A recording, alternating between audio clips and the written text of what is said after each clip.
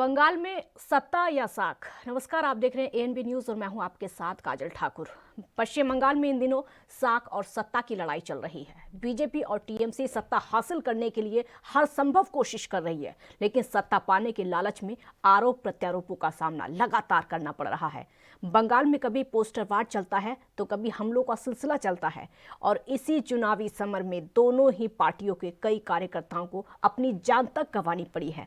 लेकिन कुछ भी हो, ना तो चुनाव जीतने का हौसला कम हो रहा है और ना ही चुनाव हारने का डर।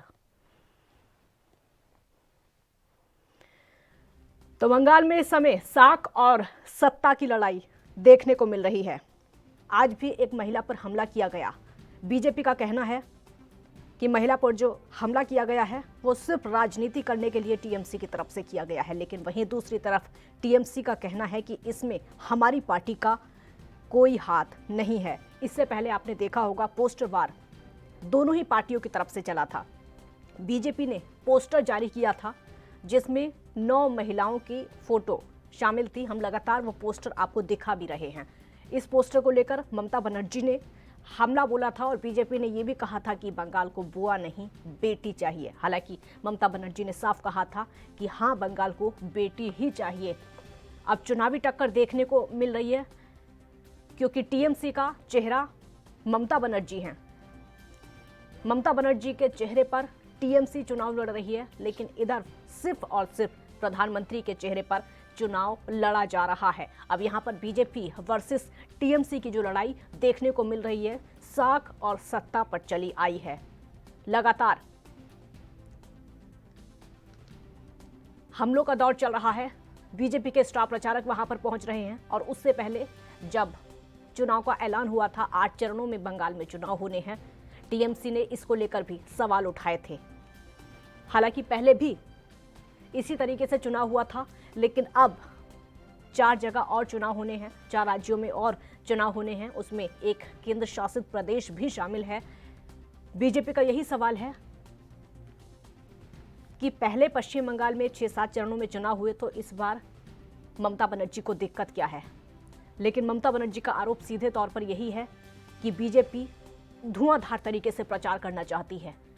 अभी तक बीजेपी के वो दौरे पर पूरे नहीं हुए हैं, वो रैलियां पूरी नहीं हुई हैं जो कि प्रस्तावित की गई थी। चुनाव आयोग पर सवाल ममता बनर्जी की तरफ से उठाए गए थे और कहा था कि चुनाव आयोग ने बीजेपी के इशारे पर काम किया है। बीजेपी के इशारे पर चुनावी तारीखों की घोषणा की गई है। 8 चरणों में बीजेपी के कहने पर तारीखों की घोषणा की है, लेकिन यहाँ पर बौखलाहट भी दिखाई दे रही है। दोनों तरफ जो चाहे बीजेपी हो या फिर टीएमसी के नेता हो, लगातार जीत का दम भरते हुए नजर आ रहे हैं और धुआंधार प्रचार भी लगातार चल रहा है। लेकिन कहीं ना कहीं दोनों ही पार्टियों में हार का डर भी दिखाई दे रहा है, क्योंकि दमखम के साथ बीजेपी के स्टार प्रचारक इस समय पश्चिम बंगाल में डेरा डाले हुए हैं, चाहे वो राष्ट्रीय अध्यक्ष हो या फिर गृह मंत्री हो या फिर प्रधानमंत्री मोदी खुद हो। हालांकि जब तक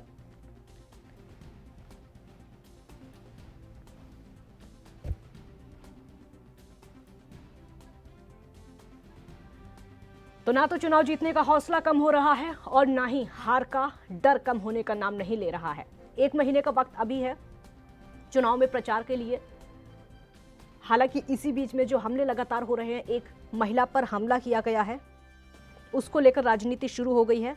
बंगाल नॉर्थ के 24 परगना में महिला पर हमला किया गया है। बीजेपी ने महिला को लेकर पोस्टर लगाए हैं और हमले में टीएमसी का कोई हाथ नहीं है, ये टीएमसी की तरफ से लगातार कहा जा रहा है। लेकिन बंगाल की जो राजनीति है अब पोस्टर पर निकलकर सामने आ गई है। लगातार जो पोस्टर जारी किए जा रहे हैं, बंगाल की सियासत एक तरीके से सत्ता और साख बचाने को लेकर आ गई।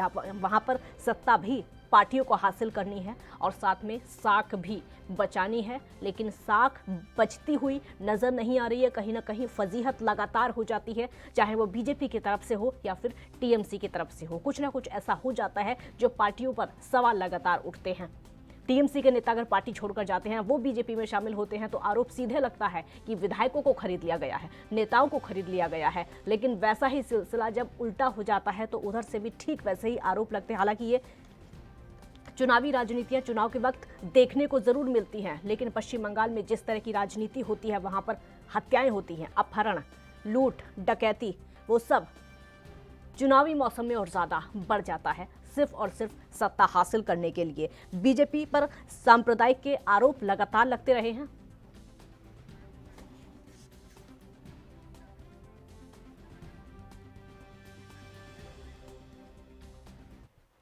और इस मुद्दे पर बहस करने के लिए हमारे साथ दो खास मेहमान जुड़े हैं। प्रदीप भटनागर बीजेपी का पक्ष रखेंगे, बहुत स्वागत है आपका। डॉक्टर दयाशंकर टीएमसी का पक्ष रखेंगे, आपका भी बहुत स्वागत है। मेरा पहला सवाल प्रदीप भटनागर जी आपसे होगा। बंगाल नॉर्थ के 24 परगना में महिला पर हमला किया गया है। उस महिला को लेकर बीजेपी एक पोस्टर जारी करती है और टीएमसी पर हमले का आरोप लगाया जा रहा है, किस आधार पर?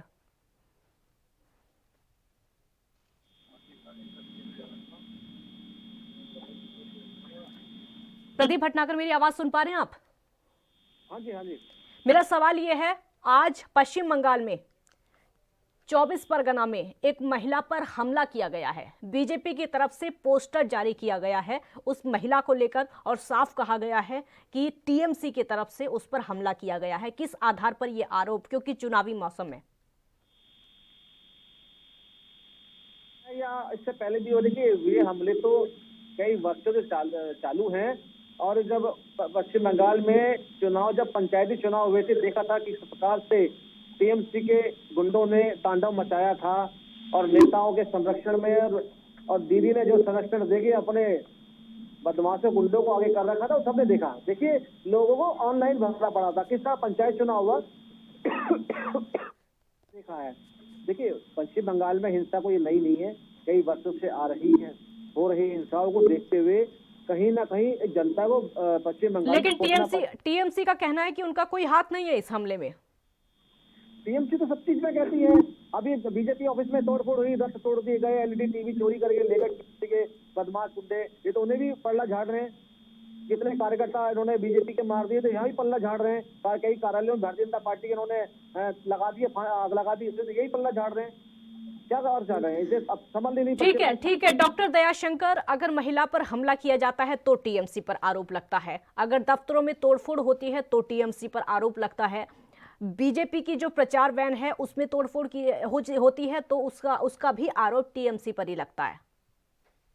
जो लोग आए थे देश बदलने का नारा देके, वो भेष बदल कर घूम रहे हैं और ये भेष बदलने वाले लोग हैं। भेष बदलने से चरित्र आपका क्लियर नहीं होगा।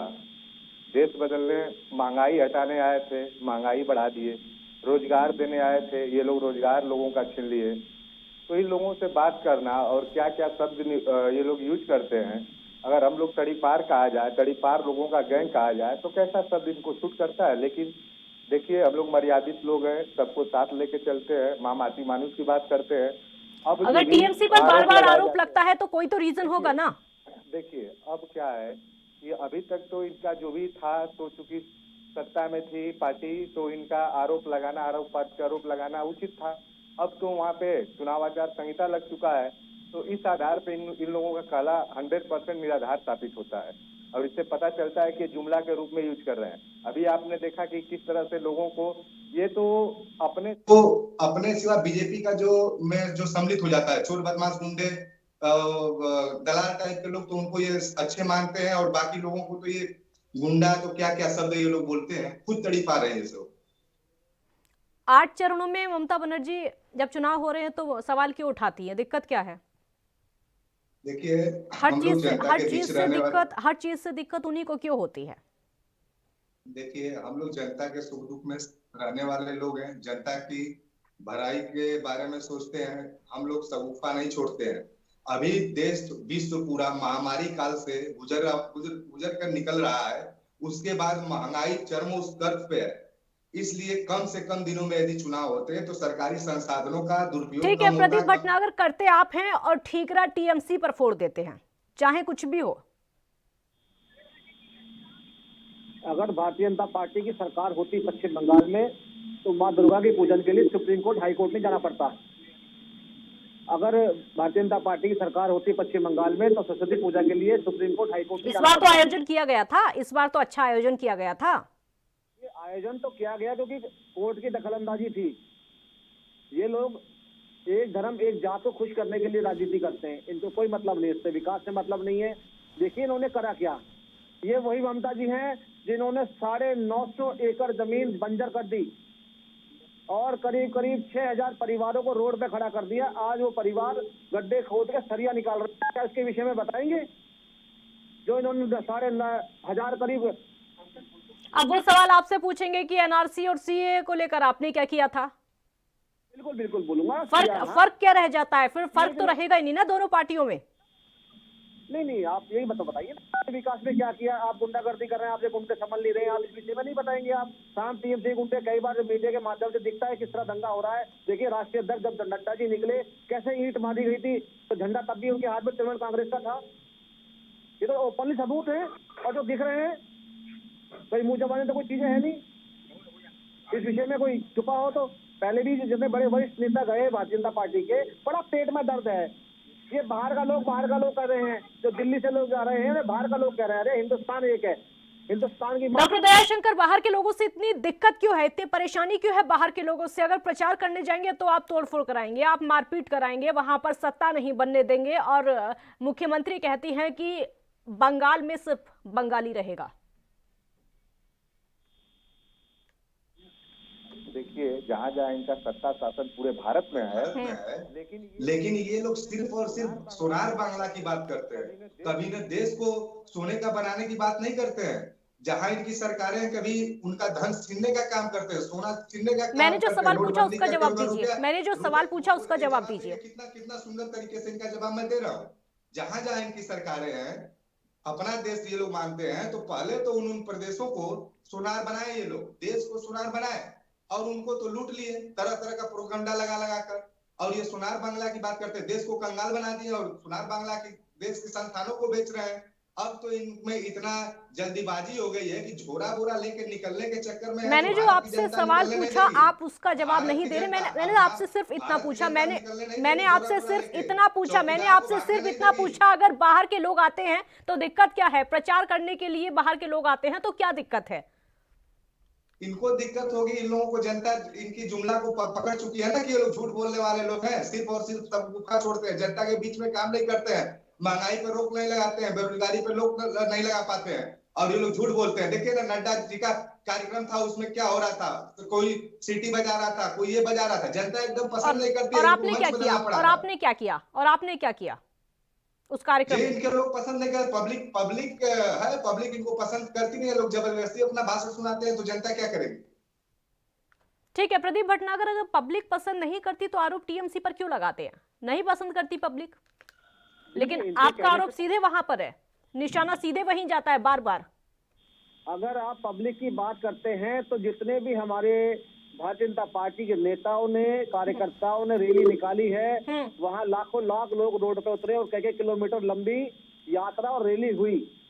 वो कोई किराए के नहीं थे, पश्चिम बंगाल के लोग थे, इस हिंदुस्तान माटी मानुष थे, इन्हें बाहर का बोलते हैं।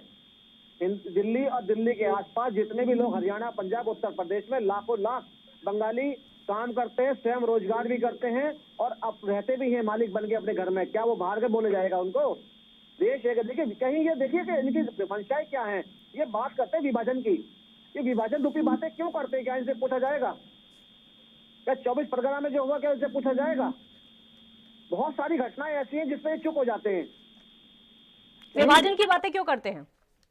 जवाब दीजिए। देखिए विभाजन की बात तो ये लोग करते हैं, 2-2, 3-3 सीएम जहां इनको जरूरत पड़ती है। ये लोग तो हिंदुत्व की बात करते हैं, लेकिन वक्त पड़ने पर लोग हिंदुओं को बांटने का काम करते हैं। देखिए उदाहरण है, यूपी देख लीजिए, बिहार देख लीजिए, 2-2, 3-3 सीएम बनाएंगे, दलितों में महादलित बना देंगे, पिछड़ों में पिछड़ा बनाते हैं। तो इन लोगों की क्या बात है? ये लोग तो खुद बांटने वाले लोग हैं, 3-3 सीएम बना देंगे। तो ये लोग बांटने के लोग हैं ना। हम लोग तो माँ माटी मानुष को लेकर चलने वाला, हम लोग तो सभी को मनुष्य के रूप में देखते हैं। कहा यह जाता है माँ माटी मानुष की सिर्फ बातें की जाती है, कहा यह जाता है सिर्फ बातें की जाती है, धरातल पर कुछ नहीं, धरातल पर कुछ नहीं। धरातल पे सब कुछ है। मुस्लिम ध्रुवीकरण की राजनीति वहां पर होती है। देखिए हम लोग किसी ध्रुवीकरण की बात नहीं करते हैं, सिर्फ और सिर्फ हम लोग माँ माटी मानुष को की बात करते हैं। मुस्लिम युवा है और 10,000 रुपए महीने का वजीफा मिलता है। गलतफहमी फैलाना, जुमला छोड़ना, भेष बदल कर घूमना और मदारी दिखाना। तो मदारी भी जब आता है तो भीड़ मदारी को देखने के लिए बहुत लोग आते हैं। ठीक है, प्रदीप भटनागर, आपका बहुत बहुत धन्यवाद। आपने जो सवाल पूछा उसका जवाब दिया, लेकिन आप जो बहुत लोग आते हैं। मदारी किसको अब बोल रहे सर्कस आप हैं? दिखा मदारी रहे हैं। किसको बोल रहे हैं? अब सर्कस सर्कस जैसे आए थे देश बदलने भेष बदलने, सर्कस दिखाने वाले मदारी किसको बोल रहे हैं? मदारी किसको बोल रहे अब हैं? ये जनता मदारी समझदार किसको है, बोल जनता रहे हैं? समझती जवाब होगी। तो दीजिए एक जिसको बार। बोला जा रहा है मदारी, जिसको बोला जा रहा है कि आए थे देश बदलने भेष बदलने लगे, मदारी किसको तो बोल रहे गुमराह हैं? जनता नहीं हो रही। मदारी जनता किसको बोल गुमराह रहे हैं? होने नाम वाला लेकर जिसको बोलिए ना। बोला जा रहा है, चौकीदार को बोला जा रहा है। चौकीदार कौन है? अब चौकीदार पता करिए, आपको आज तक नहीं पता चला चौकीदार है कौन? चौकीदार है कौन? नाम बताइए ना आप। चौकीदार तो बहुत हैं। अब बता दिया चौकीदार, जनता- एक मिनट जनता चौकीदार तो समझदार है, एक जनता मिनट समझ सुनिए पहले। हमारे देश के जितने कैबिनेट मंत्री हैं ना, उन्होंने आज से 1-2 साल पहले सबने अपने नाम के आगे चौकीदार लगाया था। बहुत लोगों ने अपने नाम ठीक के आगे है, चौकीदार जो लगा लिया था। जी चौकीदार सब लगाए, लेकिन चौकीदारी भी तो नहीं सही से कर पाते हैं लोग। घोटाले करके लोग बैंकों को खाली करके भागने का काम करते हैं लोग, तो देश चला पाएंगे? देश की सुरक्षा नहीं, व्यवस्था कड़ी नहीं कर पाते हैं। प्रदीप भटनागर खुद को चौकीदार कहते हैं, लेकिन देश की सुरक्षा आप नहीं कर पाते हैं। सिर्फ और सिर्फ खोखले वादे आप करते हैं, धरातल पर कुछ दिखाई नहीं देता है। इनसे पूछिए, कुछ महीने पहले बॉर्डर सिक्योरिटी पर बीएसएफ लगाई गई थी बॉर्डरों पे, इन्होंने उन पे हमला करवाया, देश के फौजियों पे इल्जाम लगाया कि यहाँ की जो है शांति भंग करने के लिए भेजी गई है। इनसे पूछिए, पश्चिम बंगाल के नेता बैठे हैं नलायक कि फोर्स जो है अराजकता नहीं होती है या सुरक्षा के लिए होती है, वो अराजकता फैलाती है या सुरक्षा करती है? बॉर्डरों की सुरक्षा के लिए फोर्स इसलिए भेजी गई बीएसएफ, इसलिए कि तो चुनाव का टाइम शुरू हो रहा था, वहां से कोई ऐसी घटनाएं ना हो इसलिए। तो इन्हें पूछिए कि क्यों हमला कराया गया अपने जवानों पे, क्या बता पाएंगे?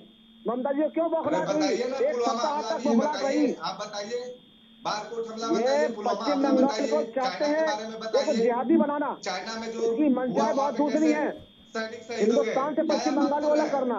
आज भारतीय जनता पार्टी ने पश्चिम बंगाल के लोगों को जगा दिया है कि अपना अधिकार मांगो, अपना अधिकार छीनो, जो तुम्हें रोक रखा है। दीदी को बोलना बहुत आसान है, अरे भाई दीदी ने पूरे पश्चिम बंगाल से राखी बंधवाई है, और जब राखी बंधवाती है तो उसका सिला भी दिया जाता है, उसका एहसान भी दिया जाता है और करा जाता है। ठीक है, जवाब ले लेते हैं, जवाब ले लेते हैं ना। सवाल आपका हो गया, एक बार जवाब ले लेते हैं उनसे, बोलिए। देखिए, जनता गुमराह होने वाली नहीं है, जिनको जो चीज करना है करते रहे। पहला रिकॉर्ड को टीएमसी का देखा तो जाए, जनता तो वहां की हत्याएं भी देख रही है, जनता तो वहां के हमले भी देख रही है। कैसी राजनीति पश्चिम बंगाल में हो रही है, पश्चिम बंगाल की पब्लिक तो वो भी देख रही है। सरकारें हैं, यहाँ तक कि पुलिस वाले भी सुरक्षित नहीं है। 8 पुलिस वालों की दिन दहाड़े हत्या कर दी जाती है, शहीद कर दिया जाता है पुलिस वालों को। महिलाओं की हत्या करने के बाद, रेप करने के बाद लाशें तक सुरक्षित नहीं उनके घर वालों को दी जाती है। ये लोग किस हिंसा की बात करते हैं? 200 से ऊपर किसान शहीद हो गए, कभी इनको उसमें हिंसा नहीं दिखता है। लोग अब तो अपना आत्महत्या करने के लिए इनसे परमिशन लेने की जरूरत होती है। अब तो नवयुवक रोजगार मांग रहे हैं, कह रहे हैं कि हम लोगों को इच्छा मृत्यु दे दिया जाए। अब तो एक ट्रेंड चल रहा है सोशल मीडिया पे, भटनागर साहब को शायद पता ना हो। प्रदीप भटनागर, आपके जो भी मंत्री वहां पर जाते हैं, जो भी स्टार प्रचारक पश्चिम बंगाल में जाते हैं, रोजगार की बड़ी बड़ी बातें कर रहे हैं, और ये सबने देख लिया है, उनके भाषण सबने सुने हैं। रोजगार की बड़ी बड़ी बातें की जा रही है। जो दूसरे राज्यों में हैं, जहां पर बीजेपी की सरकारें हैं, वहां कितना रोजगार दे दिया गया है? और क्या बंगाल की जनता इस पर भरोसा करेगी? देखिए, अगर पश्चिम बंगाल की जनता अगर भरोसा नहीं करती तो जनादेश जो चल रहा है इस समय, वो जनादेश रोड पे दिखता नहीं। देखिए कितनी बौखलाहट है। भीड़ जुटाने से कुछ नहीं होगा प्रदीप भटनागर जी, भीड़ जुटाने से कुछ नहीं होगा। भीड़ जो जुटती है ना, भीड़ तो जिनके, एक मिनट, भीड़ जितनी बीजेपी के रैलियों में रहती है ना, ममता बनर्जी की रैलियों में भी रहती है। भीड़ तो कोई भी जुटा लेता है, भीड़ कोई भी जुटा लेता है, उससे मतलब नहीं है। बात रोजगार की है, रोजगार का वादा और जनता को इकट्ठा करना बड़ा फर्क है। जो पश्चिम बंगाल की जनता है, हम तो उसे भीड़ नहीं बोलेंगे, वो अपने मूल अधिकार के लिए रोड पर उतरी हुई है, और वो पूर्ण रूप से समर्पित हैं पश्चिम बंगाल के लिए, परिवर्तन के लिए। ये परिवर्तन चाहिए, इसलिए हैं। कहीं आप देख लीजिए बौखलाहट कैसी है कि आपके सामने मंच पे इतना बड़ा कार्यक्रम हुआ सुभाष चंद्र बोस जी को लेके, जो हमारे देश आजाद हिंद फौज के जो निर्माता रहे, उनके विषय में देखिए इन्होंने क्या गलती करी और क्या काम करे इन्होंने, वो भी देखा लोगों ने। कहीं विषय में देखिए, आज इनकी जमीन हिल चुकी है। नहीं, आइए रोजगार पे देखिए, स्वयं रोजगार की अगर बात करते हैं, आपने भी स्वयं देखा है कि क्या बीजेपी सरकार ने करा, क्या नहीं करा है। और पश्चिम बंगाल में कुछ स्वयं का इतना रोजगार चलता है, चाहे गोल्ड का हो, डायमंड का हो, चाहे मिष्ठान का हो, इतना रोजगार है, पशुपालन का हो, मत्स्य पालन का हो, इतने हैं जो इक्कीस देश बहन के जी युवा हैं, पकौड़े क्यों तलते दीदी हैं? माँ, जिसे दीदी और माँ भी कहलाती हमारे है देश के युवा पश्चिम पकौड़े बंगाल क्यों में। तलते हैं अगर रोजगार की कमी देश में नहीं है तो? देखिए, अगर आप कांग्रेस लैंग्वेज बोलते हैं तो मैं इसका भी जवाब दे देता मैं हूं। कांग्रेस की लैंग्वेज नहीं बोल रही हूँ, जो हमारे देश में हो रहा है, जो देश की सड़कों पर हो रहा है ना, मैं वही सवाल आपसे पूछ रही हूँ, क्योंकि ये पूरे देश ने देखा है। देखिए, मैं आपको बताऊं, अगर शायद आपके अगर प्रिंट मीडिया का अखबार आता हो तो अगर अखबार पढ़ेंगे, सप्ताह में 2 या मैंने 3 बार अखबार भी पढ़े हैं, और जो तस्वीरें आपको टीवी में दिखती है ना, वो भी आप जरा देखिए, जो देश की सड़कों पर चल रहा है ना, जो देश की सड़कों पर चल रहा है, रोजगार के लिए किस तरीके से हाहाकार मचा है ना, वहां पर बीजेपी के नेता जाते हैं, रोजगार के बड़े बड़े वादे करते हैं। कितना दिया आपने? आवाज नहीं आएगी, आवाज नहीं आएगी, ये लोग रोजगार छीनने वाले लोग हैं ना। बोलिए डॉक्टर दयाशंकर, बोलिए, उनके पास बाद में जवाब ले लेंगे। हाँ देखिए, ये लोग बताया गया कि देश को हम विकास पे ले जाएंगे, देश का विनाश कर दिए। रोजगार की बात की, रोजगार छीन लिए लोगों का। महंगाई घटाने की बात करते थे, महंगाई चरम पे बढ़ा दिए। तो इन लोगों के पास तो कोई ऐसा इनका कार्य नहीं है धरातल पे। और नामकरण में ये लोग तो इतने अच्छे हैं कि इनको तो क्या कहते हैं, नामकरण के वजह से गिनीज बुक में इनका नाम दर्ज होना चाहिए। अब देखिए, ये गुजरात का स्टेडियम था, और कभी ये लोहा गली गली मांगते थे कि सरदार पटेल जी का सम्मान करना है और हमको लोहा दे दीजिए। वो 300 करोड़ रुपया देके चाइना से सरदार साहब की मूर्ति बनवानी है, सम्मान करना है। और सम्मान करते करते इतना सम्मान कर दिए, एक तरफ सम्मान किए, एक तरफ स्टेडियम का नाम अपने नाम चेंज करा लिए। तो ये लोग तो ऐसे हैं कि एक म्यान में 2 तलवार वाली बात करते हैं। कभी इनसे तो यह स्पष्ट नहीं हो पाता है ये लोग विकास की बात करते हैं कि विनाश की, महंगाई की बात करते हैं कि उसको नीचे लाने की बात करते हैं, अर्थव्यवस्था बढ़ाने की बात करते हैं कि घटाने की बात करते हैं। तो इन लोगों की बात में तो हमेशा विरोधाभास, करते कुछ और है, करते काम कुछ और है। तो इनसे तो अब जनता त्रस्त आ चुकी है, डर रही है, भागती है इनको देख के। अब देखिए, आसाम की घटना है, वो पीपुल्स नागालैंड पीपुल्स इनका जो फ्रंटल था, जिस दिन आचार संहिता लगा ये लोग जांच पड़ताल नहीं करा पाएंगे, अब तुरंत इनके साथ से भाग गए लोग, इनका साथ छोड़ दिए। बौखलाहट तो टीएमसी में भी है ना, टीएमसी में बौखलाहट कम थोड़ी है। इनकी बौखलाहट बताई जा रही है। बौखलाहट तो टीएमसी में भी है, इस बात को मानते कि नहीं? इस बात को मानते कि नहीं? बौखलाहट टीएमसी में भी है, मानते हैं कि नहीं? अपने यहाँ कोई नहीं, इसमें बौखलाहट नहीं है। जिन लोगों के फिर ऊपर 8 चरणों में जो चुनाव होगा उस पर सवाल क्यों किया जाता है? अगर बौखलाहट नहीं है तो डर किस बात का है? डर किस बात का, ये बताइए। कि देखिए, और जो पार्टियां चुनाव में पार्टिसिपेट कर रही हैं, उनके पास धन बल, बाहुबल और पैसे की बहुत कमियां हैं। देश कोरोना काल से, विश्व कोरोना काल से गुजरा हुआ है। हमारे यहाँ देखेंगी तो दीदी खुद इलेक्ट्रॉनिक स्कूटी से चलती है। आप यहाँ पर सारी पार्टियों की अच्छाइयां सोच रहे हैं। नहीं कहाँ से फाइनेंस होते हैं, बड़े बड़े गाड़ियों से लेके चलते हैं। इनको क्या है, वो विद्यार्थी जो पढ़ाई में बहुत कमजोर होता है तो उसको पता नहीं चलता है कि हमारे पढ़ाई, तो वो सोचता है कि हमेशा मेरा परीक्षा 2 दिन टल जाए, 2 दिन और टल जाए और लंबा हमें समय मिले। उसको पता नहीं रहता है कि मेरे पिताजी का पैसा खर्च हो रहा है। तो जनता का पैसा हम लोग बर्बाद करने नहीं ना देंगे कि आप लंबा पीरियड लो। अभी ये बताइए, दूसरे स्टेट में, तमिलनाडु में 232 सीट है, ठीक है, में चुनाव समाप्त करके। ठीक है डॉक्टर प्रदीप भटनागर, अगर आपने लंबा समय लिया है, क्योंकि लगातार ये सरकार पर आरोप लग रहा है, ममता बनर्जी खुद कह चुकी है कि बीजेपी के इशारे पर चुनाव आयोग ने तारीखों की घोषणा की है ताकि आप जनता के पैसों की बर्बादी कर सकें। देखिए, चुनाव आयोग एक अलग संस्था है। देखिए, उस पर किसी का प्रेशर नहीं होता, दबाव नहीं होता। ये तृणमूल कांग्रेस के नेता को पता होनी चाहिए। और पिछली बार भी चुनाव हुआ, 6 चरणों में चुनाव हुआ था, क्योंकि वहां बूथ ज्यादा बढ़ गए हैं, इसलिए चुनाव को 8 चरणों में करा गया है। ये स्पष्टीकरण नहीं दे सकते इस विषय में, सरकार चला रहे हैं और इनका चुनाव आयोग से जब चुनाव होंगी, निर्वाचन आयोग से ये क्लियर नहीं बताते। देखिए ना, यही तो कमी है कि माइक पे कुछ है और पीछे कुछ है। देखिए, चुनाव आयोग ने जब सरकार कोई प्रदेश सरकार बैठी होती है, उससे विचार विमर्श होता है, बातचीत होती है, बाकायदा सब चीजें बताई जाती है। क्योंकि वहाँ बूथ जो है कई सौ बढ़ चुके, कम से कम 300-400 बूथ वहाँ से ऊपर ज्यादा बढ़ चुके हैं जिन पे पोलिंग होनी है, चुनाव होना है। उसको लेके ही 2 चरण और बढ़ाएंगे। 6 चरणों में पिछली बार भी हुआ था, 2 चरण बढ़ गए इस बार, ये तो पता है। ठीक है, ठीक है, जवाब ले लेती हूँ डॉक्टर दयाशंकर से। क्यों आप बार बार सवाल उठाते हैं? आप तो ईडी पर सवाल उठा देते हैं, सीबीआई पर सवाल उठाते हैं, चुनाव आयोग को भी नहीं छोड़ते, ऐसा थोड़ी होता है। देखिए, पामेला गोस्वामी का मामला था, जांच एक विषय थी, जांच चल रही थी। जैसे ही पामेला गोस्वामी पकड़ी गई कोकीन कांड में, अब उसके अगले दिन इन लोगों ने सीबीआई का जांच शुरू करवाया। देखिए, इनके पार्टी में जो लोग चले जाते हैं, ये वॉशिंग पाउडर वाले लोग है ना, तो इनके पार्टी में देखिए कई विवादित नेता गए हुए हैं, उनका वीडियो ये लोग डिलीट करते हैं। मुकुल राय जी पड़े हुए हैं, जब से गए हैं उनको लगता है कि इतना वो जैसे सीबीआई ने उनको टीएमसी को विमुक्त डर कर है रखा हार है, का? उनके ऊपर एक केस नहीं मिनट, चल एक रहा है। मिनट, टीएमसी को हार का डर है? अरे जो धरातल अगर पे अगर डर काम नहीं किया है, हो अगर जनता के अगर लिए। डर नहीं है तो जी, वहां जी। पर सीबीआई जाए, ईडी जाए, चुनाव जितने चाहे उतने चरणों में हो, तो क्या दिक्कत है? अगर नहीं, किसी आपको की आपको छवि अपनी देखिए, मजबूती पर किसी की भरोसा होना छवि, चाहिए। जी जी, एकदम मजबूती के भरोसा होना चाहिए, लेकिन किसी भी व्यक्ति का धूमिल छवि धूमिल नहीं की जानी चलिए चाहिए। ठीक है, देखते हैं अब किसकी ऐसा नहीं। मजबूती होगी, ये तो चुनाव में देखने को मिलेगा। वक्त की कमी है मेरे पास। आप दोनों का बहुत बहुत शुक्रिया। तो पश्चिम बंगाल में इस समय साख और सत्ता की लड़ाई देखने को मिल रही है। सत्ता पाने की हर संभव कोशिश वहां पर की जा रही है, लेकिन लगातार पार्टियों की फजीहत हो रही है, क्योंकि अगर कोई हमला होता है, कोई जांच पड़ताल होती है, दोनों पार्टियां एक दूसरे पर जमकर आरोप लगाती है। बहुत बहुत शुक्रिया आपका। देखते रहिए ANB न्यूज। नमस्कार।